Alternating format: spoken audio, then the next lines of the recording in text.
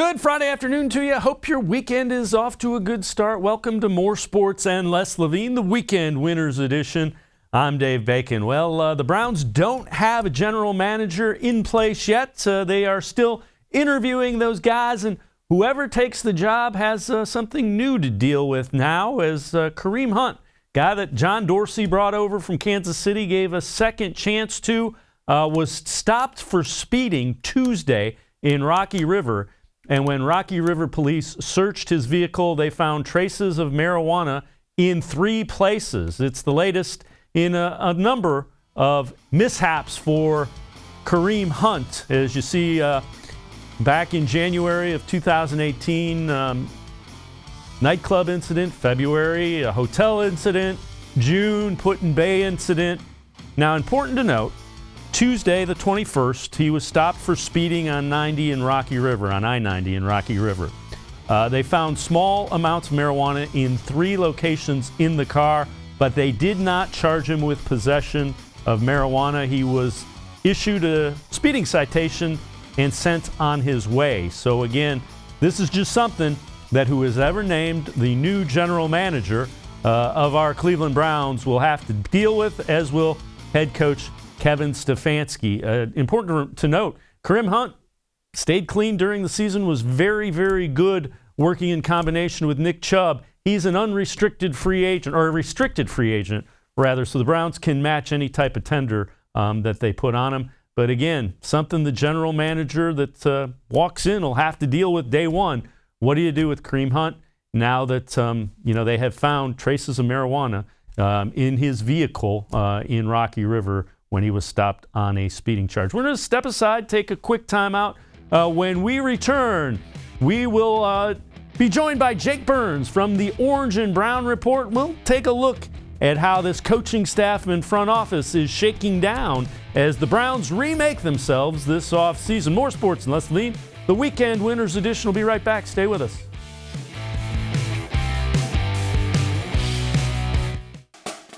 It's the biggest party for the biggest game at Churchill's Bourbon and Brew at Presque Isle Downs and Casino. Watch the game on our big screens.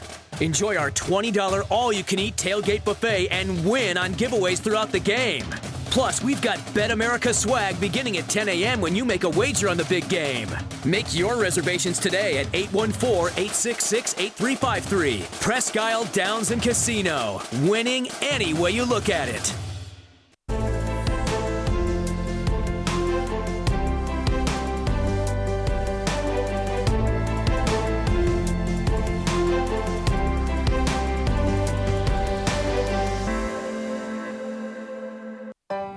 As a kid growing up, my dream was to go to college, play baseball, and get a degree. Coming out of high school, I had 2 choices. I was accepted into a 4-year university, but I decided to come to Tri-C after receiving a scholarship. I got my associate's degree at Tri-C. They transferred all my credits straight into Baldwin-Wallace, so I started at Baldwin-Wallace University as a junior. My name is Tyler Leonard, and I earned my first degree at Tri-C. The Ohio Lottery Partners in Education program recognizes role model students and teachers from across Ohio. Nominations can now be done completely online. To nominate a deserving teacher or student, go to ohiolottery.com. In the About section, find Partners in Education. There you will find links to the nomination forms. Students, kindergarten through 12th grade, can be academic all-stars. Teachers can be honored as a Teacher of the Month. The Ohio Lottery Partners in Education, where stars shine.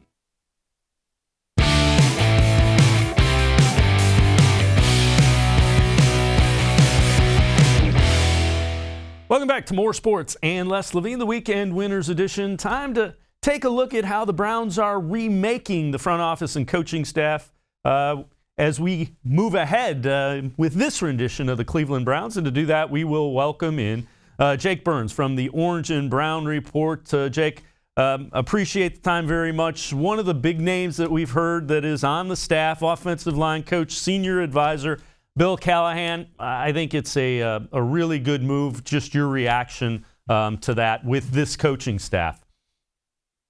Yeah, I certainly think that I'm not saying anything that's not known across league circles, that Bill Callahan's one of the most respected offensive line coaches, along with Dante Scarnecchia there in New England, among some of the best, most well-respected guys in the business. He's got a lot of experience, a plethora of experience in the wide zone system.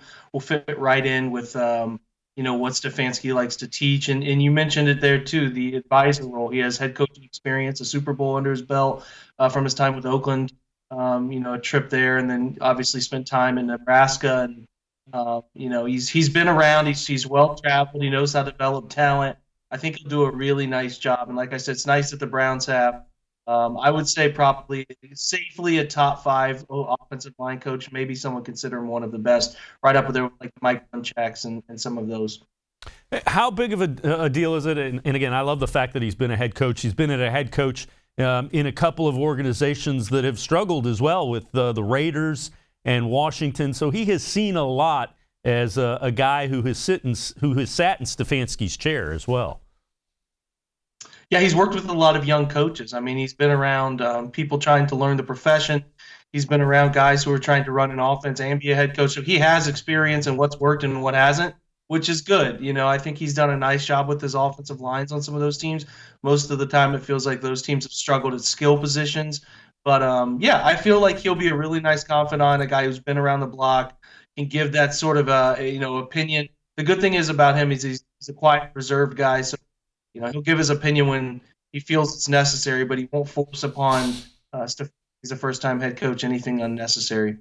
Another thing that has come out is there may not be an offensive coordinator for Coach Stefanski. Concerned about that? Not concerned? How do you react to that? And what are your thoughts just with the potential that there won't be an offensive coordinator? Yeah, I'm not surprised. I think they really like Stefanski's ability to do that. I think it's a lot on a young head coach, play caller, but if he gets a pass game coordinator like he has there in O'Shea, and then he gets a run game coordinator, maybe Scangarello comes in and runs the quarterback room and does run game stuff, or whether he hands that off. But he's got experience. He's been learning this system for years, and he's been prepping himself for this situation. They hired him in part because he's a good play caller, and they believe he can develop the talent in this system. And he's a guy who can do it. I mean, does it ultimately work out? I don't know. But I'm not going to sit here and panic if he doesn't hire a true offensive coordinator. I think that's something that he will specifically lead. And even if even if he does hire an offensive coordinator, I think he'll be a massive part of game planning, play calling. So wouldn't surprise me, but I do think they're gonna at least look at some guys who can handle that role. Another thing that came out is Joe Woods. The 49ers are reportedly getting ready to try to keep him, figure out a way to keep Joe Woods with the 49ers. Are you at all surprised by that? How big of a concern is it for the Browns that, he may not be here as the defensive coordinator? Well, I think San Francisco is going to make the push. They're going to throw money at him. It's just a matter of, what Joe wants to do with his career. The next logical step is to take a defense and be a defensive coordinator again and formulate and produce a strong defense, and then you're a head coach candidate again. Or does he prefer the franchise stability of San Francisco, where he says Robert Saleh looks like he's going to be a head coach maybe after next year? I could slide into that defensive coordinator role with Kyle Shanahan, who's going to win enough football games. That's something he's going to have to weigh, but San Francisco wouldn't block him if he wants to leave, because it's an upgrade in role and play calling and all of that stuff. But it is a matter of, I could see if somebody wants to play the long game, someone who's been around the block like Joe has, maybe knows he only has one more shot at it. He might say, I'd rather stay. I don't know that I'm concerned necessarily, but I would certainly understand where Woods would come from making a decision like that. And San Francisco wants to keep him around because he's done a great job for them in the secondary. It's a big part of their defensive game planning. So it'd be back to square one for Cleveland. It's clear that Woods is their favorite, their guy they'd like to make it happen with. But it doesn't seem like anything's going to shake out before the Super Bowl concludes. As you look at the front office and the general manager now, George Paton has been in for a second interview and has left. Guy that was the assistant GM at Minnesota. When you look at that, are you surprised that he got out of town without agreeing, or is it just kind of something that they're going to go and assess what they talked about and if the fit is there? Well, I think it's a bigger deal than people think it is. It's a big change for Paton. Paton's been in Minnesota working with Rick Spielman, and his time with Spielman predates Minnesota, a couple jobs before that. it's a big career move for him. It's a big career move for his family. Anytime you live in a place for 13 years, it's a big deal. And especially, somebody taking that step up to GM where your name is in the forefront, and it's a big decision to join Cleveland because of the turnover that's happened. I do think both sides are very serious about it. I don't think he takes 2 interviews unless he's very, very inclined to look at the position as a serious career move for him. He's turned down other roles. I think they're taking a big, they're not going to rush into it from either side. I think Cleveland may have offered it to him, but he needs to take time to look it over and talk about it with his family. I'm not concerned that it didn't get done when he was here for a second interview in Cleveland. I didn't think that was going to happen necessarily. But I do think there's some major decision-making that has to happen on both sides because the Browns are also very serious about Andrew Berry. That kind of goes into my next question. Do you have a sense if there was a clear guy that the Browns seem to like, or is it kind of 1-1A with Peyton and Andrew Berry? I think they want Peyton. I think that the Peyton connection is there with Stefanski, and Peyton has done a great job helping out Minnesota. Some of their late round picks have been phenomenal that have become franchise staples. Everson Griffin, Danielle Hunter, their defensive end, all the way back to dating with Adam Thielen and Stephon Diggs were both late round guys, one undrafted. So they've done a great job finding late talent and making those guys a big part of their franchise. They can discover talent, and that's what long-term stability does. I think they want something like that with Stefanski and aligning with his GM, but they are really interested on the numbers side perspective and a guy who mixes the traditional scouting and the the analytical approach that aligns with Deep Podesta. And Andrew Berry's a sharp guy. He suggested Stefanski the year before for the job before he left for Philadelphia. So I don't think that they can go wrong necessarily with either of these picks, but it does feel like they want the head coach GM alignment, and that probably makes Peyton a little bit out in front. Jake Burns from the Orange and Brown Report. You can also follow him on Twitter. We're going to take a timeout. When we return, we'll take a look at some guys the Browns may be looking at down in Mobile, Alabama, Senior Bowl. We'll dig in to some NFL talent as they put their talents on display at the Senior Bowl. Jake Burns will join us again after this quick timeout. It's more sports and less Levine. Weekend Winners Edition. Stay with us.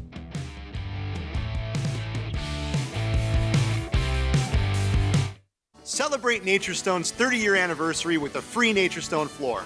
During 2020, we will be giving away 30 free floors to 30 very lucky customers to say thank you for making Naturestone the best concrete flooring solution for garages, basements, and more. Call or visit Naturestone.com today to register to win, and we'll send you a copy of our new buyer's guide absolutely free. There's no purchase necessary. Winners will be chosen monthly. With over 30 million square feet installed for more than 60,000 customers, it's easy to see why I always say, it's not just a floor, wow, it's Naturestone.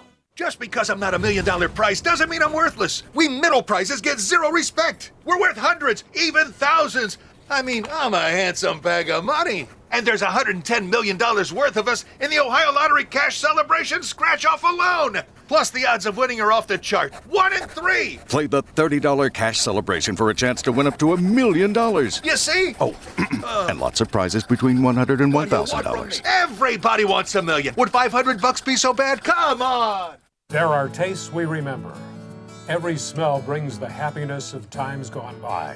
Experience this every time you walk into Gallucci's Italian Foods. Whether you need lunch on the go, a catered party, or that perfect blend of wine, meats, and cheeses, Gallucci's has exactly what you're looking for. Straight from Mama's Kitchen for old world traditions or original experiences. From the tastes you remember to new flavors you'll never forget, Gallucci's is a tasty branch of your family tree. When it comes to selling you a mattress, most retailers are handing you a long line of extra steps that drive up costs and create confusion. At the Original Mattress Factory, we simplify the mattress shopping experience by building mattresses and box springs in our own local factories and selling them direct to you. It's short, sweet, and simply makes sense. So experience more than just a mattress store. Experience an original, the Original Mattress Factory.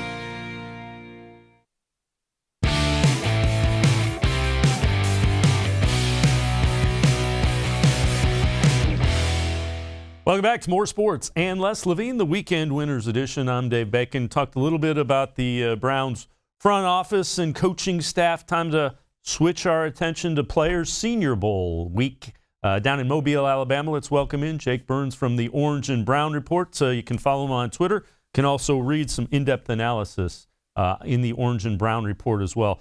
Jake, let's talk a little bit on the offensive side of the ball in this segment. Obviously, Browns need some offensive linemen. Anybody that really has jumped out that seems to be opening some eyes in Mobile at the Senior Bowl. The workouts are usually more telling than the game itself. Yeah, in practice you get a lot of really good reps in one-on-one situations, and you get a good feel for a guy's ability to perform the technical side. Physical side comes into it too. The game will be spurts and flashes, but it's good to get to watch those guys. I did not get a chance to make it down, but there's a lot of really good coverage that has gone on with this week, and they do a great job with it. Hope to be back down there next year. But, yeah, Josh Jones, a Houston kid who's a really interesting offensive tackle prospect. Big guy, great feet, very nimble, low hands. I think he could be a really nice fit for Cleveland.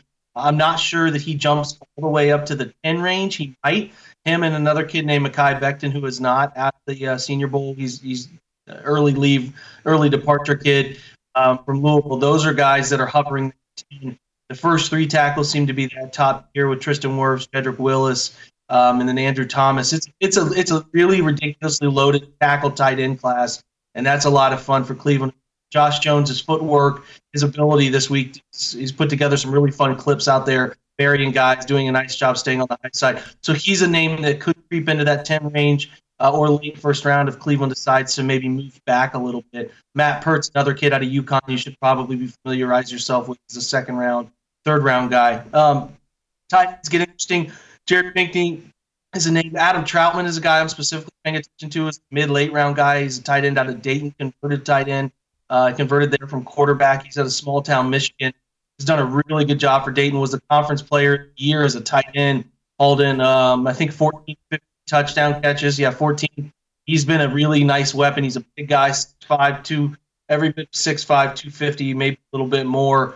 Does a great job inline blocking. Had a nice quote about getting more enjoyment out of burying a guy in run drill than catching a touchdown pass. And with Cleveland's kind of evolving offense here, they're going to need a bigger tight end presence. So I think he'll be a very interesting prospect to pay attention to if Cleveland's going to invest some of their draft capital in a mid to late round tight end. So Adam Troutman's a guy you should probably pay a little bit of attention to. So some offensive tackle prospects. Cleveland's going to be heavily involved in offensive tackles, and then I think a tight end prospect there for you to keep your eye on. And just again, we touched on it last week. Tight end plays a big role in what Kevin Stefanski wants this offense to be. They're going to need guys that can do both run, block, and catch, and probably multiple guys. Correct? Yeah, I mean, they got to be physical. Got to really take as much pride in their blocking as they do receiving, and really it's the offense sort of cultivates itself around, at least when he was in Minnesota, on the ability of tight ends to block and slip out and be effective pass catchers too. They did a nice job with Kyle Rudolph and Irv Smith, their rookie out of Alabama, and then Tyler Conklin, their third tight end. So I don't know how they're going to evaluate the guys here. I think David Njoku obviously gets another run. I don't know what they think of Harris. I'm not sure what they think of Ricky Seals-Jones, who's really more of just a pass catcher, not so much a run blocker, and Stephen Carlson's a fighter. I'm not sure. There are some bodies here. Maybe they'll evaluate they can be a part of this thing, but I do think they're going to look at adding, whether it's an Austin Hooper or Hunter Henry in free agency, going after somebody like that, or Will Dissly, somebody who's a strong, active, engaged run blocker. Or they, like I said, they go after a mid-late round tight end like the one we're talking about here with Adam Troutman. We've talked about a tackle offensive line type at 10. Do you see them getting multiple ones? Because they probably need at least 2, maybe 3 starters on that offensive line. Yeah, I think they certainly are trying to reshape their tackle position, and I think they can do some things with that in this draft. Like I said earlier, the good thing is this draft is loaded with tackle and tight end talent, which is 2 areas Cleveland really needs to shape up, which is great. But they got to get the right ones, and they got to get the right volume of those players. So is it a lock they go with the tackle at 10? Maybe, maybe not. They could move back and select somebody like Becton in the teens, or somebody like Jones in maybe the late teens, early 20s, and then accumulate another pick or 2 if that's something they want to do. Or they could sit at 10 and maybe one of the top 3 guys, Andrew Thomas, falls right into their lap as teams come up and maybe look at Justin Herbert, Jordan Love, the quarterback prospects that are out there. You never know teams wanting to jump up and pick quarterbacks in that that only helps Cleveland. So that's where you're at. You got plenty of options. I think they're going to look at maybe adding. They have 2 third-round picks. They might add another tackle at that spot. Or if they're feeling crazy and they really want to solidify the position for the long term, they could snag one there in the second round too if they feel like he's the best player available. So the great thing is when best player available aligns with your biggest need, and it seems like that's going to unfortunately work out for Cleveland here. Jake Burns from the Orange and Brown Report. Stick around. Let's flip sides and talk about the defense after a quick timeout. More sports and less Levine. The Weekend Winners Edition will be right back. Stay with us. As a kid growing up, my dream was to go to college, play baseball, and get a degree. Coming out of high school, I had 2 choices. I was accepted into a 4-year university, but I decided to come to Tri-C after receiving a scholarship. I got my associate's degree at Tri-C.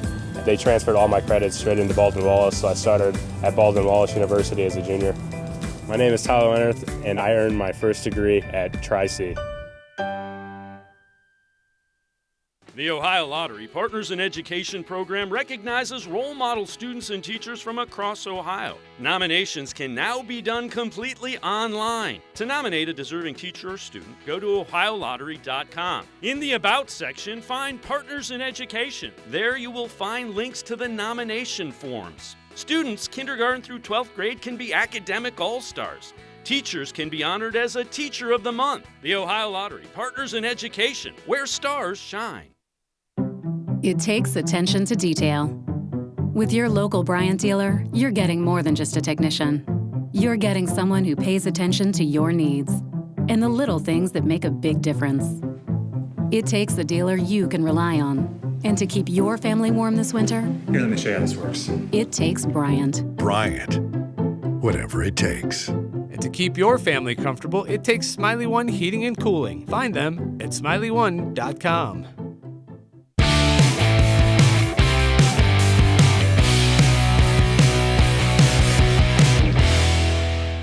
Welcome back to more sports and less Levine, the Weekend Winners Edition. I'm Dave Bacon. We're going to continue talking with Jake Burns from the Orange and Brown Report. Make sure you read him at the Orange and Brown Report. Follow him on Twitter as well. Really good, insightful stuff by Jake.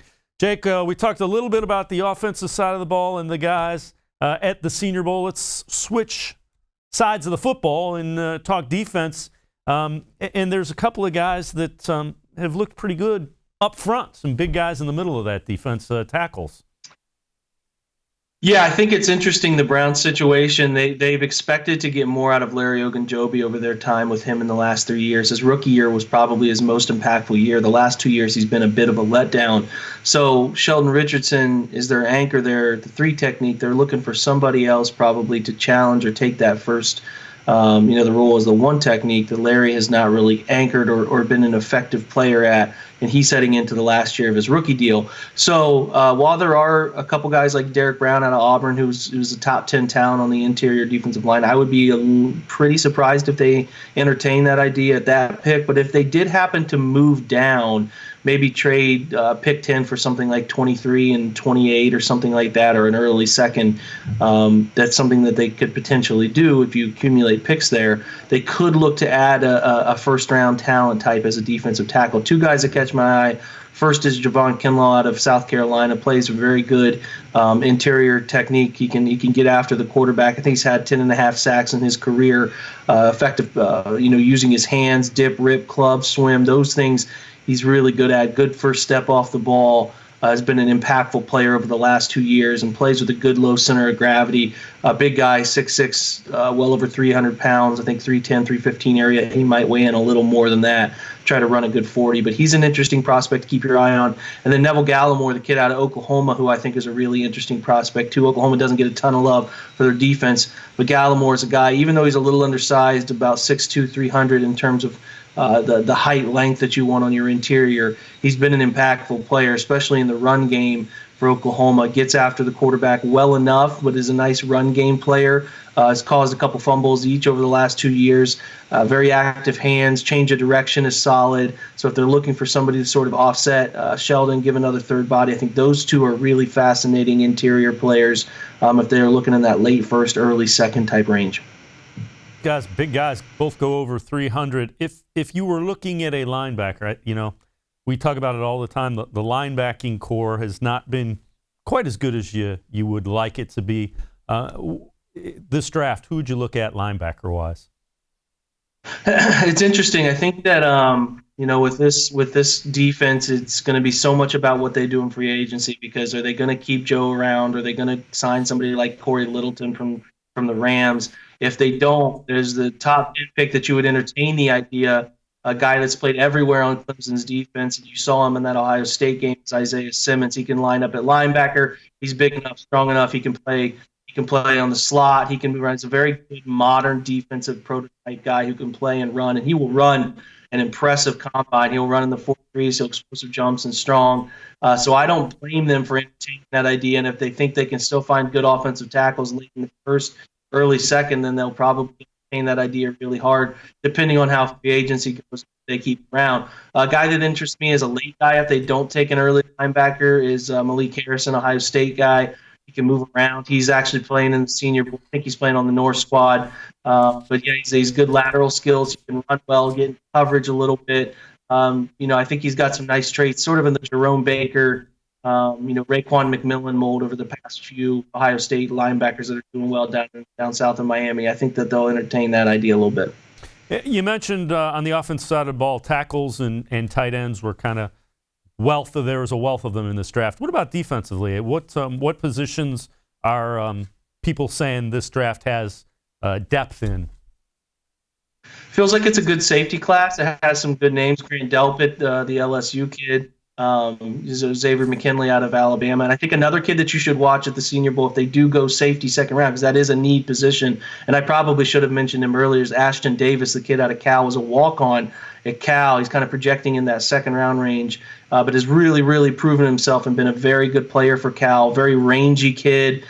Can run well, very good change of direction, come up and thump in the run game a little bit. I think he's a sneaky player that could come into the second round when Cleveland could even pair up and move up into the late second if they don't want to use their 10th pick there in the second round. But I think he could be one that if he impresses in the Senior Bowl and runs well at the combine like people think he will, he could become a guy that Cleveland really keys in on as a type of player in a free safety-based defense like Joe Woods runs that could really interest Cleveland if they move on from Demarius Randall. Jake Burns from the Orange and Brown Report. As always, we appreciate the insight and the time. Again, you can read them, Orange and Brown Report. Follow them on Twitter. Always really good insight, Jake. Appreciate the time. Thanks very much. My pleasure, guys. Have a great weekend. You too. We're going to take a quick time out. On the other side of break, we are going to head down to Mobile, and we'll hear from Marisa Contipelli. She works with the Cincinnati Bengals. We'll hear what the South team has looked like and talk a little bit about Joe Burrow, guy they may be taking with the first overall pick from down in Southern Ohio. More sports, Les Levine, the Weekend Winners Edition. We'll be right back. Stay with us.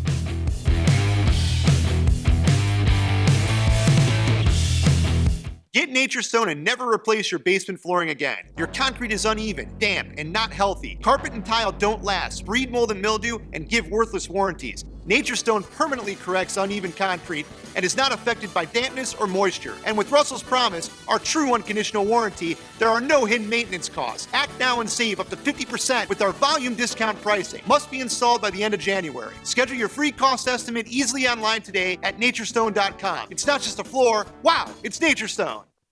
When it comes to selling you a mattress, most retailers are handing you a line. A long line of extra steps that drive up costs and create confusion. At the Original Mattress Factory, we simplify the mattress shopping experience by building mattresses and box springs in our own local factories and selling them direct to you. It's short, sweet, and simply makes sense. So experience more than just the mattress store. Experience an original, the Original Mattress Factory.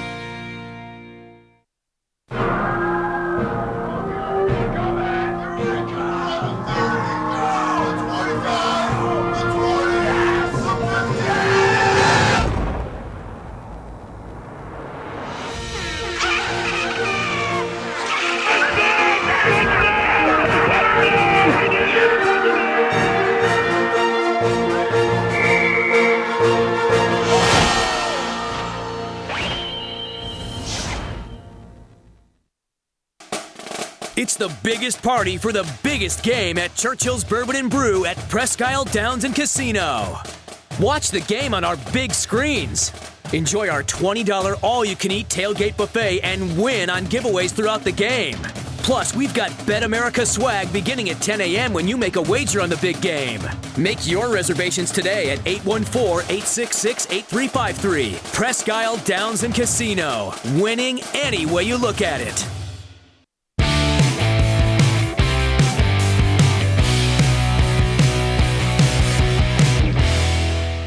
Welcome back to More Sports and Less Levine, the Weekend Winners Edition. As we continue with some more Senior Bowl coverage, let's head down to Mobile, Alabama, and welcome in Marisa Contipelli. Marisa works with the Cincinnati Bengals. The Bengals are coaching the South team, so Marisa gets to see the South folks going. And Marisa, who has kind of opened the eyes of coaches for the Bengals with their play as far as the South squad goes this week? Yeah, well, Dave, first off, thanks for having me on. It's been a great week so far down in Mobile, and the guy that's really been making headlines for the South team has been quarterback Justin Herbert. Not only has he looked impressive during practices, he ran a really efficient 4-minute and 2-minute drill situations yesterday. The ball's coming crisp out of his hand, but even more so, and I've been talking with a couple of the Bengals coaches, offensive coordinator Brian Callahan has really liked what he's been doing in meetings, taking what he's learning one day, implementing it on the next, and really kind of being a leader in that position group, not only with the quarterbacks, but then even when they meet with an offense as a whole. So I know there's so much talk about the Bengals taking Joe Burrow at number one, but I have to say Justin Herbert is making his case this week. Will it be enough? We'll have to see as the next couple of months roll along. But so far, Justin Herbert has been the guy on the South team. He was also named the South Player of the Week, which is voted on by his peers. The Bengals in a great situation there. You mentioned Joe Burrow, an Ohio kid that we got to see at Athens High School. Boy, it's been fun to see the way he's developed and really how, put in the situation that he took full advantage of it with his play this year. Oh, absolutely. And numbers speak for itself. I mean, the way he went out and had that type of season for LSU, I mean, like you mentioned, I covered him when I was working over at Spectrum Sports and getting a chance to watch him in high school blossom into a Heisman Trophy winner. It was really, really fun to see this season, and it's caught the eye of everyone. I mean, he's being talked about as the number one pick for a reason. The Bengals doing their due diligence. They've mentioned him multiple times down here this week that they don't blame him for wanting to stay at home and get that extra little rest in before he really starts preparing for the combine and the other meetings and everything else that's going to go along with along the way the next couple of months before first round rolls around in April. Yeah, the other thing that is nice is another guy that's opened eyes for the Bengals has to be Chase Young. I mean, the Buckeye, it's nice situation. You've got a dominant offense player and a dominant defense player sitting up at the top of that draft board. Oh, it absolutely is. For the Bengals, you never want to be in the position where you go 2-14, but it does have its benefits this time of year when you have your choice of who you want to take with that number one overall pick. Now, the Bengals have said that the phone is always open, so they won't rule out the possibility of a team wanting to come up and trade for that position. I have to imagine it would take quite a lot for the Bengals to move down out of that number one pick. But, I mean, Ohio State speaks for itself with the defensive linemen that have come out of there recently when you talk about the Bosa family, and now you have Chase Young that's going to be coming out, and it could make for a difficult decision. But when you look at the Bengals' needs, I think you have to start with the quarterback position and kind of go from there. We're talking with Marisa Contipelli from the Cincinnati Bengals, Bengals.com, down at the Senior Bowl in Mobile. Let's talk a little bit about wide receivers. Browns fans looking potentially a guy they might want to add as a third receiver. Who's kind of opened the eyes from the South squad? Receiver-wise? Well, I'll say this has been a very deep receiving class, just even on the South team as a whole. But the one guy that's really stood out has been Van Jefferson out of Florida, 6'2", 197 pounds. He was named the South team's wide receiver of the week. That was voted on by his peers. And you see that he's running a lot of things up, just natural out there going up against the defensive backs. He's almost been unstoppable in one-on-ones and has done a really nice job this week of creating separation. So he's been a guy that's really caught a lot of people's eyes down here and kind of been the first guy on the list of receivers. Let's see, when he was over at Florida, he did have a career 16 touchdowns and over 2,100 receiving yards, and he's really been showing it on display this week, just what he's really been able to be capable of when he's on the field. Another position that is of interest, obviously, tight ends. Who on the South squad has really opened some eyes, tight ends wise? Well, the tight end that has initially caught my attention is Vanderbilt's Jared Pinkey. My apologies, struggling to say his last name there a bit. The first thing that I noticed with him is just a massive size, 6'4", 260 pounds. He looks bigger than that, Dave, to be quite honest. I was in awe the first time that I saw and stood next to him out there on the field. He was also named the South team's tight end of the week. He had a bit of a better junior year than senior year for Vanderbilt, but he's done really a nice job at all of the different type of tight end drills and ones that we've seen out there. He's done nicely in pass protection. Haven't seen too much of him in one-on-one situations going against the linebackers and defensive backs, so hopefully we get to see a little bit more of that on Saturday, but he's another tight end to keep an eye on. Marisa Contipelli of Bengals.com talking with us from the Senior Bowl in Mobile, Alabama. What about the safeties? That's another position that Browns fans are paying special attention to. Who's looked good for the South safety-wise? Yes, well, I can tell you the Bengals coaches have been putting both the safeties and the defensive backs through the ringer this week, but Kyle Duggar has been the one that's really stood out. There's just really not a whole lot of holes in his game, and I've heard that echoed from national analysts that I've talked to this week, and also just getting to watch him out there on the field. He's another big guy, 6'2", 220 pounds, and what's great about his size is that he's so powerful. He can cover the tight end position. He was told earlier in this week that he might be getting some reps at linebacker. We haven't seen a whole lot of that yet. Could come possibly into play on Saturday once the game rolls around. But he's a guy that you just love his dimensions. He has long arms, big hands, and he could absolutely be around on the board when the Browns get on the clock. Marisa Contipelli, we appreciate the time. Thanks so much. Bengals.com down in Mobile, Alabama. Thanks for joining us. Thank you so much for having me. All right, enjoy the game. Marisa Contipelli from the Senior Bowl keeping us up to date with some guys to keep an eye on as far as the Browns go with the South squad. We're going to step aside, take a quick time out. On the other side of break, we will preview the Pro Bowl. Pro Bowl coming up Sunday. More sports and less Levine. The Weekend Winners Edition will be right back. Stay with us.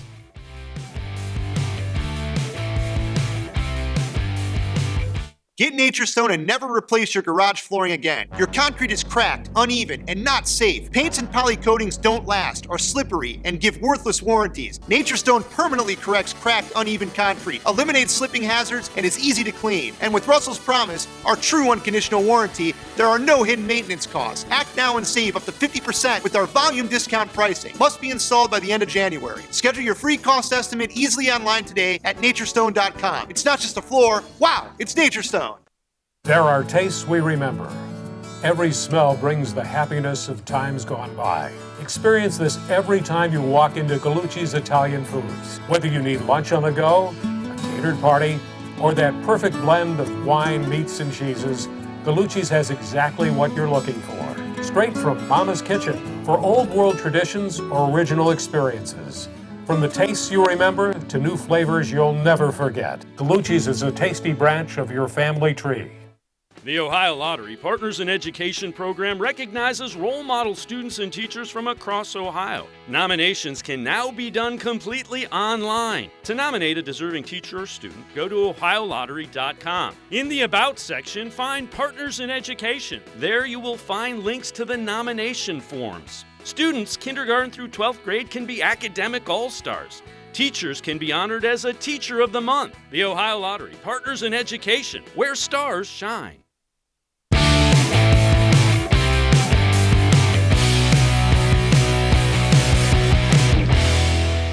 Welcome back to More Sports and Less Levine, the Weekend Winners Edition. I'm Dave Bacon. Want to remind you, legalized sports wagering just a little over an hour away from downtown Cleveland, right off of I-90 in Erie, Pennsylvania. Presque Isle Downs and Casino, the Bet America Sportsbook. 50 state-of-the-art kiosks located throughout their casino and their touchscreen. Simple and easy. You put your money in, you hit a couple of screens, you make your bet, and you can be on your way. Again, Presque Isle Downs and Casino, right off of I-90, a little over an hour away from downtown Cleveland. Legalized sports wagering with the Bet America Sportsbook. And everybody's getting ready for the Super Bowl next Sunday. Oh, this Sunday there's a football game as well. The Pro Bowl, AFC and the NFC. And the AFC favored in this one by 1.5 over under 51. 3 o'clock kickoff on Sunday. AFC has won 3 straight Pro Bowls. And the total has gone under in 3 straight years. This one in Orlando, Florida. Weather expected to be in the 60s and potentially some rain. Not terribly warm at 60 degrees. And who are you going to watch? How about the quarterbacks? Lamar Jackson, AFC's leading vote getter. Russell Wilson, NFC's leading vote getter. A couple of things to keep an eye on. They're testing the new onside kick rule where you go for it on 4th and 15 from the 25. Also, the false start rules where the wide receivers can make fake moves and all that. So it'll be interesting to see how those rules are received and if, in fact, they decide they want to test those a little further. The Pro Bowl, where they will get the first look at the new onside kick potential rule and the false start rule as well. That'll do it for this edition of More Sports and Less LEVINE. Again, want to remind you, legalized sports wagering, a little bit over an hour away from downtown Cleveland in Erie, Pennsylvania. Presque Isle Downs and Casino, the Bet America Sportsbook. 50 state-of-the-art touchscreen kiosks located throughout the casino. Yeah, you can even walk right in the door. There's a couple of them right when you go inside. You put your money in, you touch it, you go, you get your bet slip. And in fact, next Friday, More Sports and Less LEVINE, the Weekend Winners Edition, will be coming to you from Presque Isle Downs and Casino. So we will see you then. Again, that's next Friday, Presque Isle Downs and Casino. We will be on location. Les LEVINE will be back in the chair here on Monday from 6 to 7. Again, that'll do it for this edition of More Sports and Less LEVINE, the Weekend Winners Edition. Have a great week. We'll see you again next Friday.